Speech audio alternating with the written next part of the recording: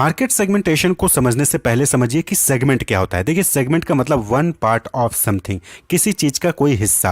अब सपोज करिए कि आपके फ्रेंड ने पेंसिल लाना भूल गए और उनको जो है पेंसिल की रिक्वायरमेंट है, तो आप क्या करते हो, अपने पेंसिल को दो पार्ट में डिवाइड करते हो और एक पार्ट उनको दे देते हो। यानी कि आपने पेंसिल के दो सेगमेंट बनाए, एक सेगमेंट आपने अपने पास रखा, दूसरा सेगमेंट आपने अपने दोस्त को दे दिया, तो दैट इज सेगमेंट, यानी कि पेंसिल का दो हिस्सा आपने कर दिया। क्लियर। इसी तरीके से दूसरे एग्जांपल से समझिए कि ग्रुप ऑफ पीपल है, ग्रुप ऑफ पर्सन है, इसमें कुछ यंगस्टर्स भी हैं, कुछ जो है सीनियर सिटीजन है और कुछ किड्स भी हैं। तो इस ग्रुप में तीन टाइप के लोग हैं, यहाँ पे यंगस्टर्स भी हैं, सीनियर सिटीजन भी और किड्स भी हैं। तब आपको इस ग्रुप को डिवाइड करने के लिए कहा गया, तो आपने इस ग्रुप को तीन पार्ट में डिवाइड कर सकते हैं। एक हो गया यंगस्टर्स का ग्रुप, एक हो गया सीनियर सिटीजन का ग्रुप और एक हो गया किड्स का ग्रुप। तो ये जो आपने तीन ग्रुप में डिवाइड किया ना, तो पूरे ग्रुप को तीन पार्ट में डिवाइड कर दिया ना, यही सेगमेंट है। एक सेगमेंट क्या हो गया उस ग्रुप का, यंगस्टर्स, एक सेगमेंट सीनियर सिटीजन हो गया और एक सेगमेंट किड्स हो गया।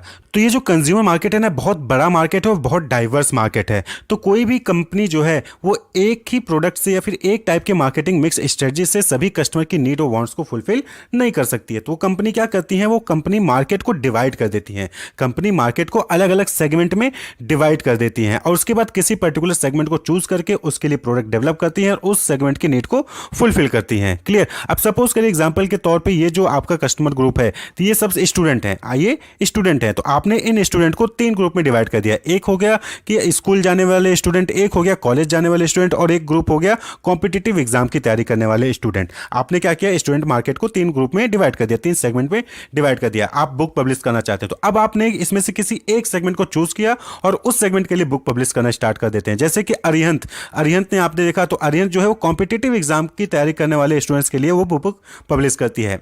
एनसीईआरटी क्लास 1 से 12th जाने यानी स्कूल जाने वाले स्टूडेंट्स के लिए बुक पब्लिश करती है। इसी तरीके से आप देखेंगे पियर्सन, तो पियर्सन जो प्रोफेशनल कोर्सेज कर रहे हैं उन स्टूडेंट्स के लिए बुक पब्लिश करती है। तो ये क्या हो गया, अलग अलग कंपनी ने अलग अलग स्टूडेंट मार्केट सेगमेंट को चूज किया और उसके लिए बुक पब्लिश किया। तो that is called market segmentation. इससे क्या हो गया कि इससे जिस भी सेगमेंट को आप चूज करो उसकी नीड को अच्छे से फुलफिल कर पा रहे हो। एनसीईआरटी स्कूल के लिए बेस्ट बुक होती है। कॉम्पिटेटिव एग्जाम के लिए चले जाए तो आप अरिहंत हो गया, उपकार हो गया, और भी ब्रांड है जो कि बेस्ट होती है कॉम्पिटेटिव एग्जामिनेशन के लिए। यानी कि जब कॉम्पिटेटिव एग्जाम की तैयारी करने जाते हो ना, तो आप स्कूल बुक तो रखते हो साथ में, लेकिन कॉम्पिटेटिव बुक खासकर रखते हो।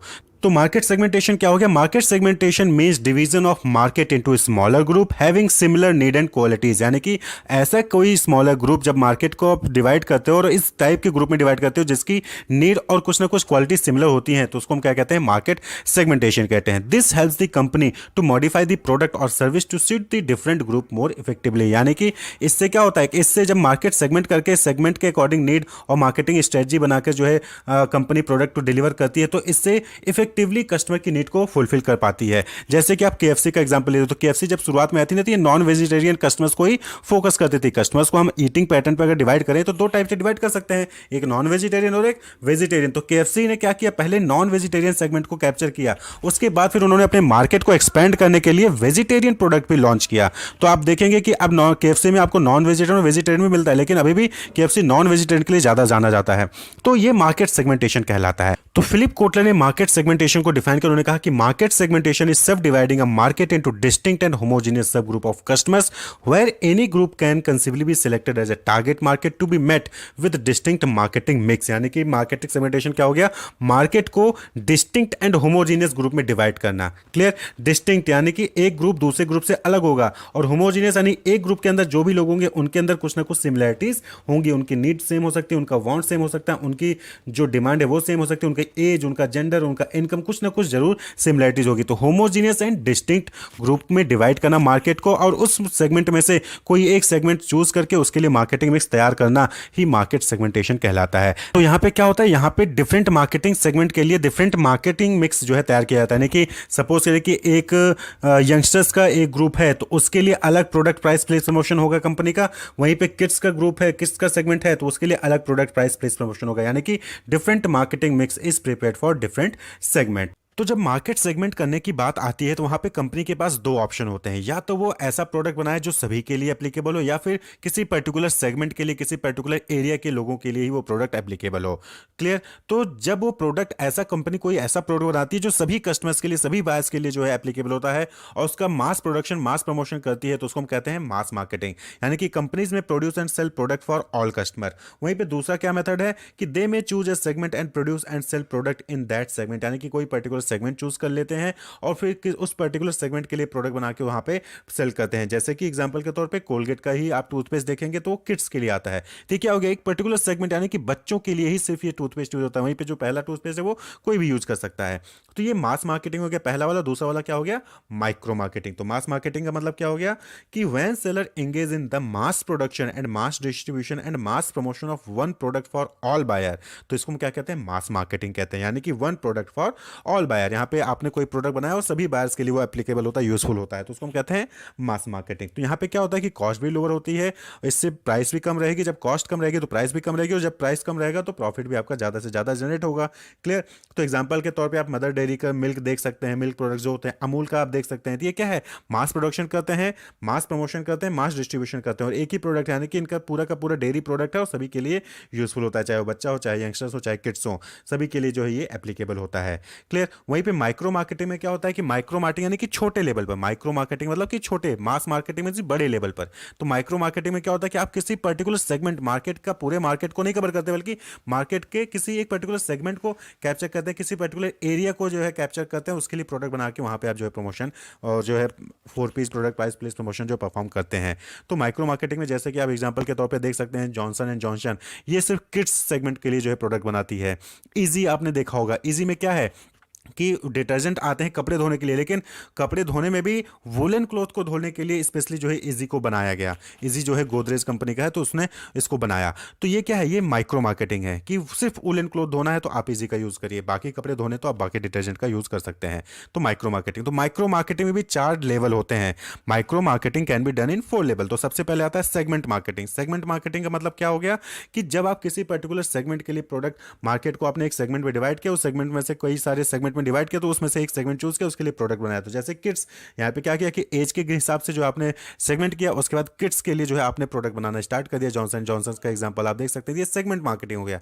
इसी तरीके से आता है नीच मार्केटिंग। नीच मार्केटिंग में क्या होता है कि when product is produced and marketed for specific group of segment, यानी कि किसी सेगमेंट के अंदर कोई एक सेगमेंट क्रिएट करके उसके लिए जब प्रोडक्ट बना के आप सेल करते हैं, प्रमोट करते हैं, तो उसे हम नीच मार्केटिंग कहते हैं। इट इज सब सेगमेंट ऑफ सेगमेंट। तो ये नीच मार्केटिंग, इजी वाला जो एग्जांपल हमने लिया इजी डिटर्जेंट, नीच मार्केटिंग यानी कि एक सेगमेंट क्या हो गया, कपड़े धोने का। उस कपड़े धोने में भी एक सेगमेंट, सब सेगमेंट हमने क्या क्रिएट कर लिया कि कपड़े धोने में भी वुलन क्लोथ्स को स्पेशली धोने के लिए हमने प्रोडक्ट लॉन्च कर दिया। इसी तरीके से एग्जांपल के तौर पे देख सकते हैं निकोटेक्स आता है। तो आप सिगरेट पीने वाला एक सेगमेंट हो गया, मार्केट को डिवाइड करना है, तो उसमें से एक सेगमेंट क्या बन सकता है कि जो लोग सिगरेट पीते हैं।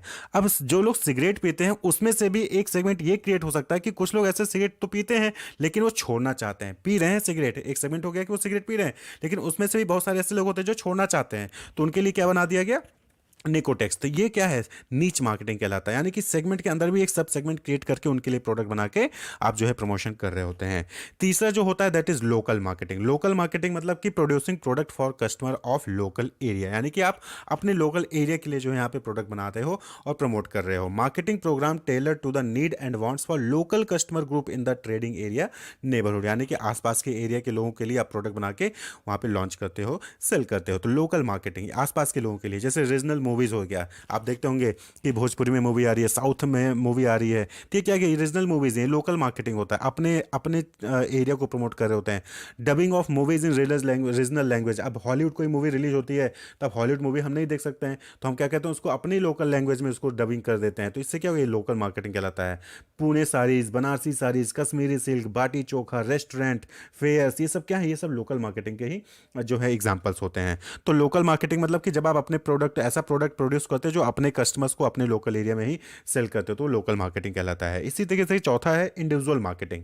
इंडिविजुअल मार्केटिंग मतलब क्या हो गया कि सेगमेंट ऑफ वन, यानी कि सिर्फ एक पर्सन के लिए, कस्टमाइज्ड मार्केटिंग भी कहते हैं इसको, या फिर वन टू वन मार्केटिंग भी कहते हैं। यानी कि आपको जो प्रोडक्ट चाहिए हम आपको उसके अकॉर्डिंग प्रोडक्ट यहाँ पे देंगे। तो आप बहुत सारे लैपटॉप्स में देखते होंगे कि डेल या एचपी है, यहाँ पे क्या होता है कस्टमाइज्ड लैपटॉप मिलता है। यानी कि यहाँ पे मास नहीं है कि हमने जो है एक मॉनिटर दे दिया 3x3 का, आपको हार्ड डिस्क 500 GB का दे दिया, रैम जो है 4 GB का दे दिया और सभी को एक है। नहीं, आप बताइए आपको क्या चाहिए, कितनी बड़ी स्क्रीन चाहिए, हार्ड डिस्क 500 चाहिए कि 1 GB चाहिए, रैम आपको 4 GB चाहिए कि 2 GB चाहिए, आप बताइए, आपके अकॉर्डिंग हम प्रोडक्ट आपको बनाकर देंगे। तो दैट इज इंडिविजुअल मार्केटिंग। एक एक करके टेलरिंग में आप खासकर देखिए, जहां आप कपड़े सिलाने जाते हैं टेलरिंग में, तो वहां पे क्या होता है, वो भी इंडिविजुअली तो है, सभी का साइज अलग होता है, फिगर अलग होता है, उसके अकॉर्डिंग जो है उसका मेजरमेंट अलग होता है और उसके कपड़े भी अलग टाइप से बनते हैं। आप किस तरीके का कपड़ा बनवा चाहते हैं, बटन लगाना है कि नहीं लगाना है, या फिर कॉलर चाहिए नहीं चाहिए, वो सब आपके ऊपर होता है। ये सब क्या इंडिविजुअल मार्केटिंग कहलाता है। सैलून आप जाते हैं बाल कटवाने, तो वहाँ पे भी आप अपने हिसाब से जो है अपना सर्विस वहाँ पे ले सकते हैं। तो दैट इज इंडिविजुअल मार्केटिंग। तो इसका मतलब क्या हो गया कि companies can do mass marketing और माइक्रो मार्केटिंग। कंपनी के पास दो ऑप्शन होता है, मास मार्केटिंग करे फिर माइक्रो मार्केटिंग करे। माइक्रो मार्केटिंग करने आती है तो वहाँ पे उसको मार्केट को सेगमेंट पे डिवाइड करना होता है। तो उसके लिए चार ऑप्शन है माइक्रो मार्केटिंग के लिए, या तो वो मार्केट को सेगमेंट करके किसी एक पर्टिकुलर सेगमेंट को चूज करके प्रोडक्ट बनाना स्टार्ट कर दे, या फिर नीच मार्केटिंग यानी कि सेगमेंट के अंदर एक सेगमेंट क्रिएट करके मार्केटिंग करे, या फिर लोकल मार्केटिंग यानी कि आसपास के एरिया के लिए ही जो है प्रोडक्ट बनाए, या फिर individual marketing one two one marketing वो करे। तो that is micro marketing. Importance of marketing segmentation, यानी कि मार्केट को डिवाइड करके जो है उसके बाद उसको टारगेट करने का क्या इंपॉर्टेंस होता है, क्या फायदा होगा मार्केट सेगमेंटेशन करके। तो सबसे पहला इंपॉर्टेंस है understanding and meeting the needs of customer, यानी कि आप कंज्यूमर की नीड को अच्छे से समझ सकेंगे। आप सभी कस्टमर को एक साथ डील करेंगे ना, तो सभी कस्टमर की क्या नीड वांट्स है उसको अच्छे से समझ नहीं पाएंगे। यानी कि आप 100 बच्चों को एक साथ डील कर रहे हैं तो 100 बच्चों को नहीं समझ पाएंगे, लेकिन अगर 4 बच्चे या 10 बच्चों को आप डील कर रहे हो ना, तो आप जो है अच्छे से समझ सकते हो उनकी क्या नीड है, उनकी क्या वांट्स हैं। तो यहाँ पे आप जब मार्केट को सेगमेंट करके कोई स्पेसिफिक सेगमेंट को टारगेट करते हो ना, तो उसकी नीड को, उनकी वांट्स को समझते हो और उसको फुलफिल करते हो। सुटेबल डिजाइनिंग ऑफ प्रोडक्ट, जब आप कस्टमर की नीड को समझ जाओगे ना अच्छे से, तो उसके अकॉर्डिंग आप प्रोडक्ट भी डेवलप करोगे, स्ट्रेटजी डेवलप करोगे। Better service to consumers, consumers को आप अच्छी सर्विस प्रोवाइड कर लोगे, क्योंकि आप कोई स्पेसिफिक टारगेट के स्पेसिफिक ग्रुप ऑफ कस्टमर्स के ऊपर फोकस कर रहे हो, पूरे मास कस्टमर को फोकस नहीं कर रहे हो। अप्रोप्रिएट प्राइस फिक्सेशन, आप अप्रोप्रिएट प्राइस भी जो है फिक्स कर पाओगे, क्यों, क्योंकि आप समझ सकते हो कि आपके कस्टमर कौन है, उनकी क्या इनकम है, उसके बेसिस पर आप जो है अप्रोप्रिएट प्राइस भी फिक्स करते हो। स्ट्रॉन्गर पोजीशन, आप पोजीशनिंग भी अपने अच्छे से कर सकते हो जब आप कम लोगों पर फोकस कर रहे हो। इंक्रीज्ड प्रॉफिटेबिलिटी, आपकी प्रॉफिटेबिलिटी भी बढ़ेगी, क्यों, क्योंकि आप पोजीशनिंग अच्छी होगी, कस्टमर सर्विस अच्छी प्रोवाइड कर रहे हो, कस्टमर की नीड के अकॉर्डिंग प्रोडक्ट दे रहोगे, तो आपका प्रॉफिट भी जनरेट होगा। बेटर कम्युनिकेशन, आप जब कम लोग रहेंगे ना तो कम्युनिकेशन भी अच्छी होगी। अभी एक बड़ा सा हॉल है तो वहां पे आप सामने खड़े होकर बोले तो पीछे वाले को सुनाई नहीं देता है, तो इसलिए क्या होता है, जब कम लोग रहेंगे तो आपको आपकी जो कम्युनिकेशन भी होगी वो अच्छे से आप जो है कम्युनिकेट कर पाओगे, सभी कस्टमर को टारगेट कर पाओगे। And overall better marketing performance, आपकी मार्केटिंग परफॉर्मेंस भी बेटर होगी अगर आप मार्केट को सेगमेंट करके उसके अकॉर्डिंग अपनी pricing, product price, place, promotion वाली स्ट्रेटजी डेवलप करके उनकी नीड्स को फुलफिल करते हैं। कंपनीज के पास 4 बेसिस होते हैं जिसके बेसिस पर वो मार्केट को, पूरे मार्केट को डिफरेंट डिफरेंट सेगमेंट में डिवाइड कर सकती हैं। एक आता है उसमें से जियोग्राफिकल सेगमेंटेशन, दूसरा है डेमोग्राफिक के बेसिस पे, तीसरा है साइकोग्राफिक के बेसिस पे और चौथा है बिहेवियरल सेगमेंटेशन, तो बिहेवियर के बेसिस पे। तो इन चारों को हम इन डिटेल देखते हैं। तो सबसे पहले आता है geographical segmentation. Geographical segmentation means कि dividing the target market into different geographical unit. यहाँ पे क्या करते हैं, आप टारगेट मार्केट को अलग अलग जियोग्राफिक के बेसिस पे जो है यूनिट्स में डिवाइड कर देते हैं। जैसे रीजन के बेसिस पे, south India, western region, north India, east India, इस तरीके से जो है आपने रीजन में डिवाइड कर दिया। उसके बाद किसी पर्टिकुलर रीजन को चूज करते हैं और अपना प्रोडक्ट वहां पे लॉन्च करते हैं। इसी तरीके से सिटी के बेसिस पे भी आप कर सकते हैं कि स्मॉल सिटी है, टाउन्स में है, या फिर मेट्रोपॉलिटन सिटीज है। क्लाइमेट के बेसिस पे कि हॉट क्लाइमेट है वहाँ का, या कोल्ड क्लाइमेट है, या फिर रेनी सीजन रहता है हमेशा, या फिर ह्यूमिड रहता है वहाँ पे। जैसे अब आइसक्रीम बनाने वाली कोई कंपनी है तो उसको कौन सा, किस टाइप के क्लाइमेट को प्रेफर करेगी, बट ऑब्वियस बात है कि उस क्लाइमेट को प्रेफर करेगी जहां पे हॉट रहता है, क्योंकि जहां पे हॉट क्लाइमेट है वहां पे आइसक्रीम उसका ज्यादा बिकेगा और हमेशा बिकेगा, तो उसको वो प्रेफरेंस होती है। इसी तरीके से डेंसिटी के बेसिस पे कि रूरल है कि सेमी अर्बन है या फिर अर्बन एरिया है, तो इसके बेसिस पे भी जो है आप वहां पे जियोग्राफिकल बेसिस पे सेगमेंट कर सकते हैं मार्केट को। जैसे अब डिटर्जेंट कंपनी है, तो डिटर्जेंट कंपनी ने है जो लो कॉस्ट डिटर्जेंट प्रोडक्ट जो है वो रूरल एरिया में खासकर जो है अपना प्रोड्यूस करती हैं, वहाँ पे प्रमोट करती हैं। आप देखते होंगे कि महंगे महंगे जो डिटर्जेंट आते हैं वो भी अपने पाउच में, छोटे छोटे पाउच में भी जो है डिटर्जेंट के पैकेट्स लॉन्च करते हैं, जिससे कि रूरल एरिया के लोग भी उसको कम पैसे में परचेज कर सके। तो जियोग्राफिकल सेगमेंटेशन यानी कि आप एरिया लोकेशन के हिसाब से जो है आप मार्केट को सेगमेंट कर सकते हैं।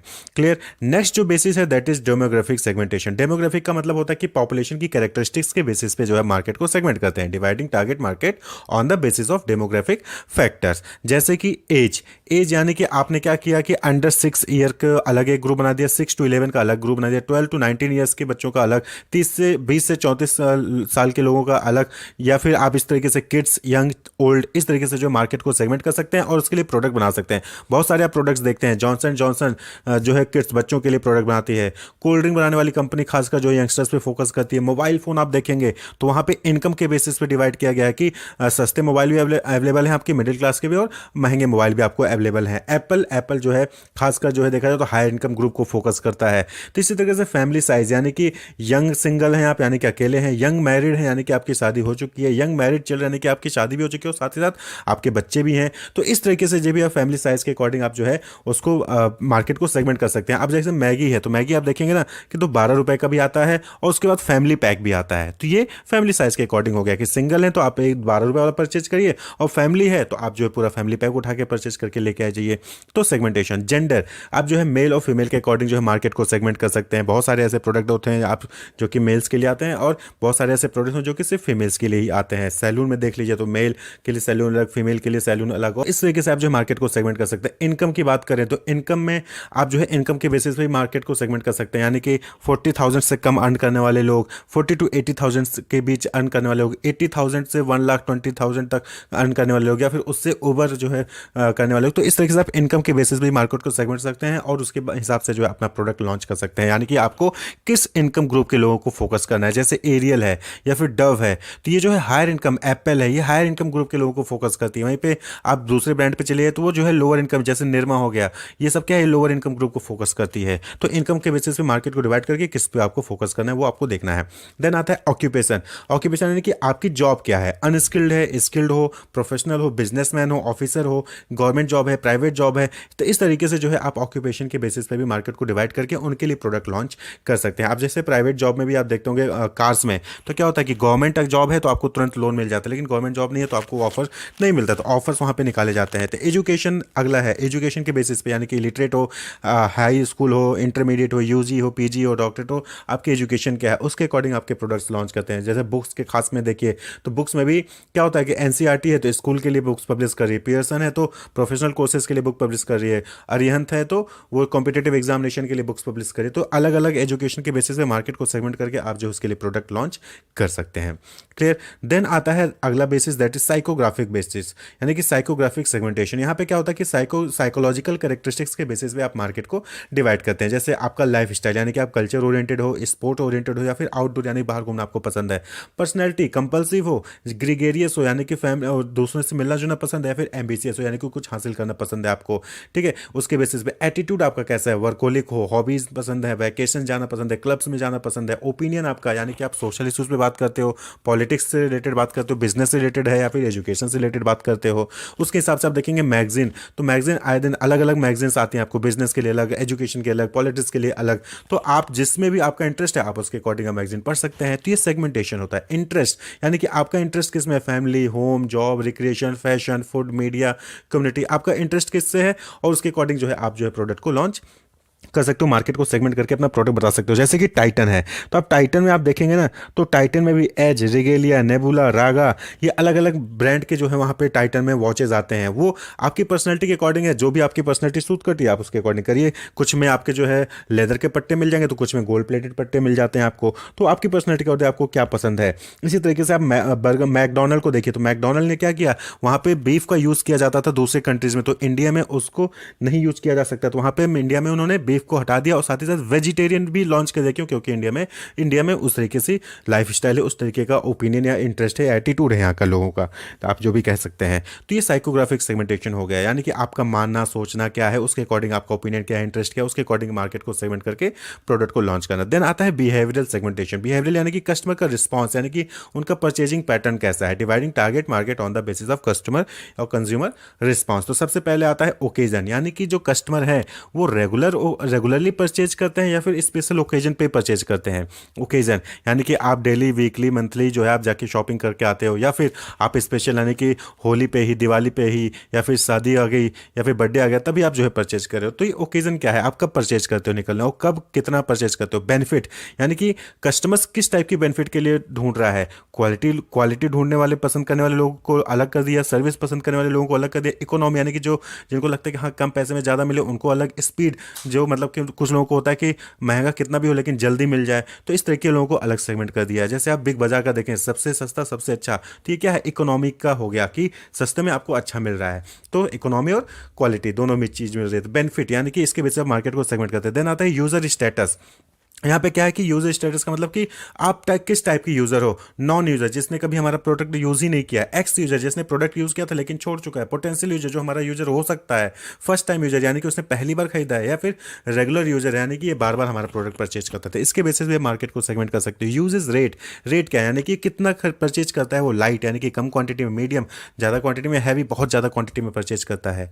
ये चीज़ यूजर रेट हो गया। इसके बेसिस पे मार्केट को सेगमेंट कर सकते हो। लॉयल्टी स्टेटस यानी लॉयल्टी स्टेटस, कितना कस्टमर जो है आपके प्रोडक्ट के लॉयल है। हार्डकोर लॉयल वो लोग होते हैं जो किसी एक ही ब्रांड के लिए प्रेफर करते हैं। जैसे कि अगर आप पीटर इंग्लैंड की शर्ट परचेज करते हो ना, तो आप सिर्फ पीटर इंग्लैंड की शर्ट ही परचेज करेंगे, उसके अलावा कोई दूसरा ब्रांड नहीं यूज करेंगे। स्प्लिट लॉयल यानी कि ये दो तीन प्रोडक्ट के लिए लॉयल होंगे, यानी कि पीटर इंग्लैंड भी पसंद होगा और दूसरे दो तीन ब्रांड भी इनको जो है पसंद होंगे। वहीं पे शिफ्टिंग लॉयल यानी कि इनकी लॉयल्टी चेंज होती है। आज पीटर इंग्लैंड पसंद है तो कल जो है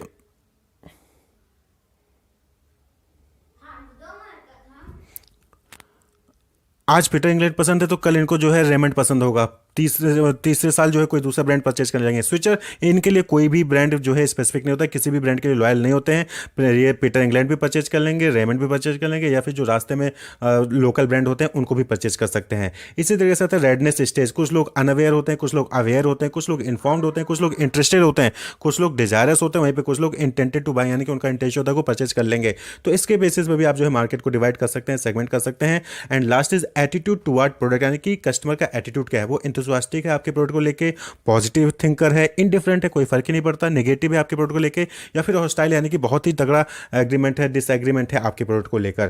तो इसके बेसिस पे जो आप मार्केट को डिवाइड कर सकते हैं। तो ये बिहेवियरल सेगमेंटेशन होता है।